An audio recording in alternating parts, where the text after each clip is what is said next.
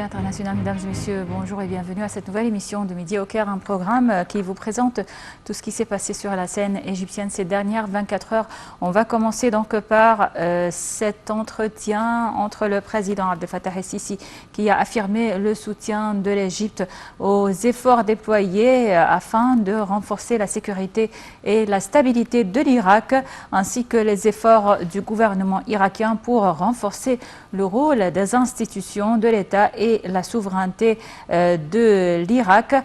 Donc cet entretien ou ces déclarations sont intervenues au cours d'un appel téléphonique entre le président al-Sisi et le premier ministre irakien Mustafa al-Kazemi, où le chef de l'État a déclaré que l'Égypte poursuivra le travail concernant les aspects de coopération avec le côté irakien dans les divers domaines.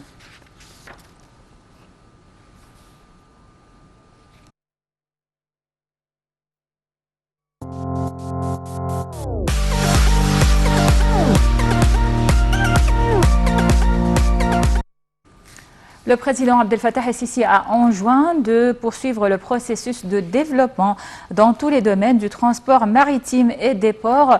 Vu la situation géographique dont jouit l'Égypte, se trouvant donc proche de presque toutes les lignes mondiales de transport maritime, le président el-Sisi s'exprimait lors de sa réunion avec le commandant de la marine, l'amiral Ahmed Khaled, et son adjoint pour les affaires de génie, le vice-amiral d'état-major Mohamed Fikri. Les détails sur cette réunion dans le commentaire suivant. Le président Abdel Fattah el-Sisi s'est réuni jeudi avec le lieutenant-général Ahmed Khaled, commandant des forces navales, le chef d'état-major des forces maritimes Mohamed Fikri, commandant adjoint des forces navales pour les affaires d'ingénierie, le colonel maritime Mohamed Al-Marzangi, au commandement des forces navales, et le docteur Hassan Abou Saada, le conseiller technique auprès du commandement des forces navales. Le porte-parole de la présidence de la République a déclaré que le président el-Sisi a été informé des dernières techniques d'ingénierie et de construction pour l'établissement et le développement des ports maritimes au niveau de la République. Monsieur le Président a demandé de poursuivre les études et les travaux sur le développement de tous les domaines du transport maritime et des sports au niveau de l'État en relation avec l'importance de la situation géographique de l'Égypte et sa proximité avec les lignes de transport maritime mondiales d'une manière qui maximise ses caractéristiques préférentielles.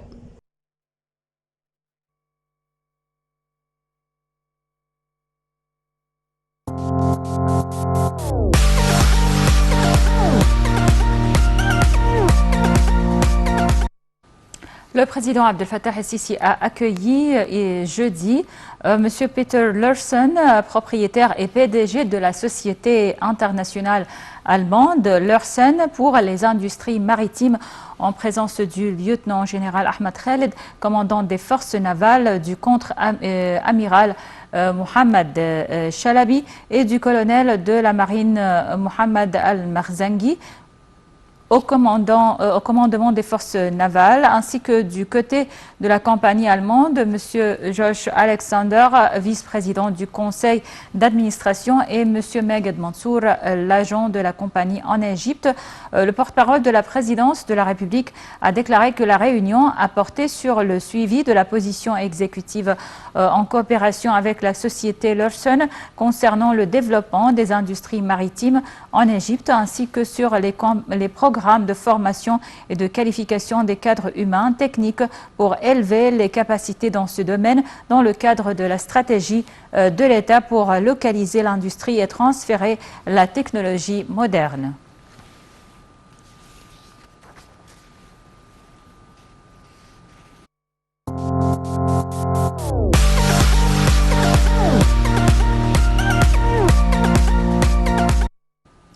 Le Premier ministre Moustapha Madbouli a affirmé l'importance des projets actuellement mis en œuvre dans les gouvernorats de la région nord d'Alexandrie, de Bahira et de Matrouh, qui auront un impact positif sur la fourniture de divers services aux citoyens. Il a également indiqué qu'il y a un suivi continu par le président Abdel Fattah el-Sisi de ces projets. Ceci est intervenu au cours de la réunion tenue par le Premier ministre Moustapha Madbouli en présence du vice-président de l'autorité de génie des forces armées pour la région du Nord pour le suivi d'un certain nombre de projets de services et de développement mis en œuvre dans des gouvernorats. Et Moustapha Madbouli a également suivi les projets de logement en confirmant que la période à venir verra l'achèvement d'un grand nombre de logements suivant les directives du président de la République à cet égard.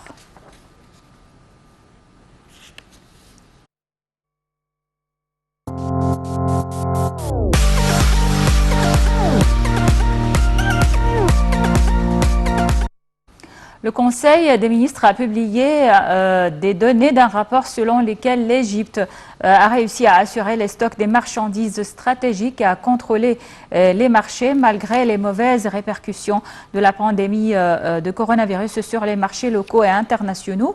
Selon la présentation schématique, les contrats des marchandises de première nécessité ont atteint 52,5 milliards de livres égyptiennes au cours de la période allant de mars 2020 à juillet 2021. Selon les données de la présentation, le stock de blé est suffisant pour 6 mois alors que le stock de sucre couvre 5 mois et demi. La présentation a également dévoilé que le projet de construction d'entrepôts stratégiques vise à augmenter le volume des stocks pour couvrir entre 8 et 9 mois au lieu de 4 à 6 mois.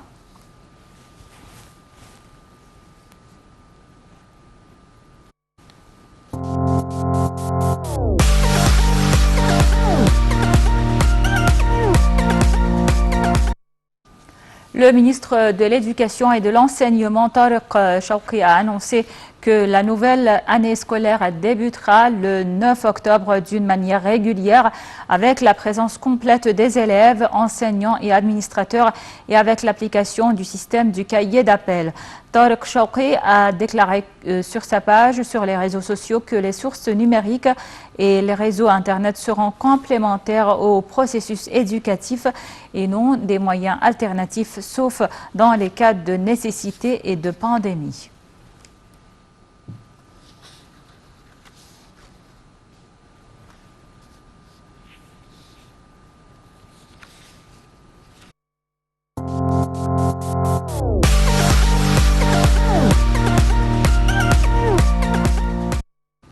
La ministre de la Coopération internationale, Rania Al-Mashat, a rencontré jeudi la directrice régionale du département durable pour le Proche-Orient et l'Afrique du Nord du groupe de la Banque mondiale, Ayet Soleiman, qui est actuellement en visite en Égypte.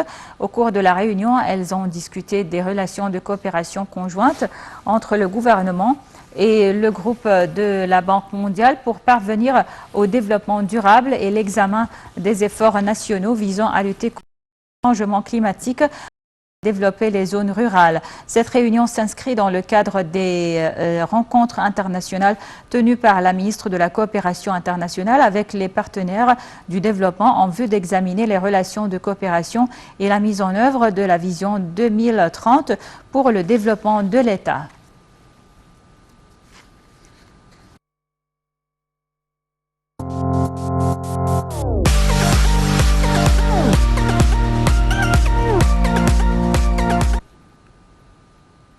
Et on passe au dossier du coronavirus. Le ministère de la Santé a annoncé que 439 personnes rétablies du coronavirus avaient quitté les hôpitaux de confinement après avoir reçu les soins médicaux nécessaires, portant le nombre total des cas guéris du Covid-19 à 235 317 cas. Le ministère de la Santé a toutefois déclaré avoir détecté 131 nouvelles infections au coronavirus et 9 décès hier.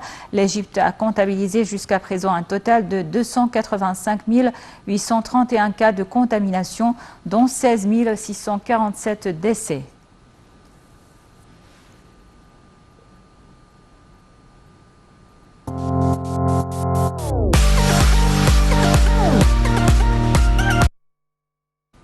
Et passons donc à l'initiative Vie décente, plus précisément de la participation du ministère de la Culture dans cette initiative. Et la ministre de la Culture, Inès Abdeldaïm, a déclaré que 1174 activités culturelles seront organisées dans 106 villages dans 7 gouvernorats jusqu'au mois de février 2022, et ce dans le cadre de la participation du ministère de la Culture au plan de la deuxième phase de l'initiative Vie décente. Plus de détails donc sur ces déclarations et ces activités dans le reportage suivant. 1174 activités culturelles seront organisées dans 106 villages, dont 7 gouvernorats jusqu'au mois de février 2022, dans le cadre de participation du ministère de la Culture au plan de la deuxième phase de l'initiative Vie décente. C'est ce qu'a annoncé la ministre Inès Abdeldaïm. Le développement global ciblé par l'initiative présidentielle va de pair avec un parcours éclairé qui fait évoluer la conscience sociale via de diverses et multiples activités intellectuelles, d'apprentissage et culturelles à la participation du ministère est une des formes de réalisation de la stratégie de l'équité culturelle. Et d'ajouter que les manifestations culturelles s'adressent à toutes les tranches d'âge et catégories sociales en intégrant des concerts musicaux pour les enfants, les jeunes et les seniors, des pièces de théâtre, des ateliers artistiques, d'artisanat et des compétitions de découverte des talents. La deuxième phase a été lancée durant le mois d'août dans les gouvernorats d'Assioud, de Kafr el-Cheikh, Qina, Al-Fayoum, Ismaïlia, Sharqiya, Bahira, soit 106 villages et chefs-lieux, a précisé Madame Abdeldaïm. La ministre a dressé le bilan des activités organisées dans chaque gouvernorat à part avant d'expliquer que le projet Le kiosque du livre a pour objectif d'offrir à prix abordable les publications du ministère et maisons de publication privées de concert avec le ministère du développement local qui décidera des points de vente et le nombre de kiosques dans chaque village en fonction de leur population ainsi que d'autres ministères et organes.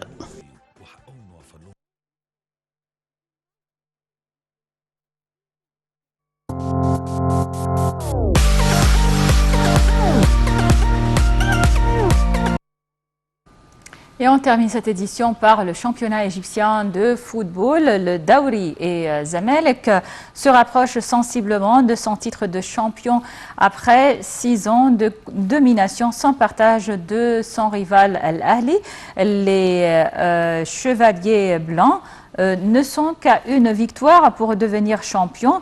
La 32e journée de la Premier League égyptienne n'a pas apporté de changement dans le haut du tableau puisque Zamalek et Al-Ahli ont battu respectivement Ceramica Cléopâtre et Al-Masri de Port Saïd.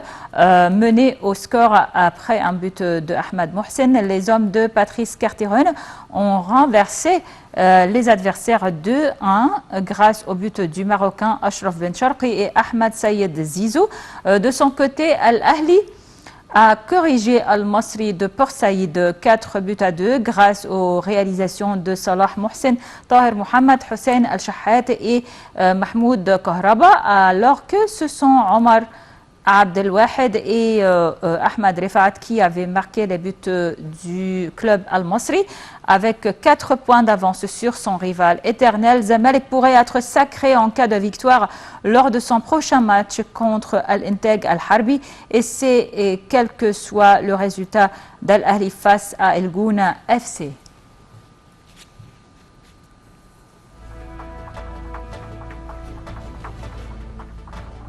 Voilà donc, avec cette nouvelle, on arrive à la fin de cette édition de Midi au Caire. Merci pour votre attention. Je vous laisse avec la suite de nos programmes sur Nile TV en langue française qui se poursuivent jusqu'à 13h heure locale du Caire. Donc bonne suite de programmes sur Nile TV international et bonne journée.